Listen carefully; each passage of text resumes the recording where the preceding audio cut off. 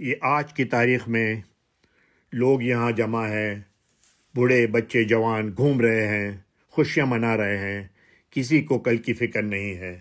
ہم اپنی زندگی میں بہت کچھ جمع کرتے ہیں، لیکن اگر اب سوچا جائے ان میں جو لوگ نظر آ رہے ہیں اس میں میں اور آپ، ہم آج سے 100 سال بعد کہاں ہوں گے؟ ہمارا نام و نشان تک نہیں ہوگا، نہ ہمارا گھر ہوگا، نہ ہماری حویلی ہوگی، نہ ہمارے گاڑیاں ہوگی، نہ ہمارے پلاٹس ہوگے، سب برباد ہو چکا ہوگا، دوسروں کے پاس ہوں گے یا تو پھر کھنڈر بن چکے ہوں گے۔ لیکن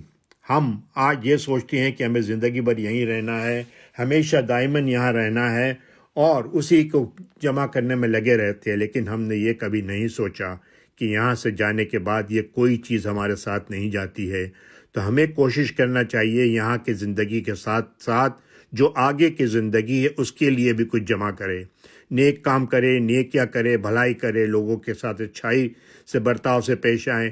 اور سب سے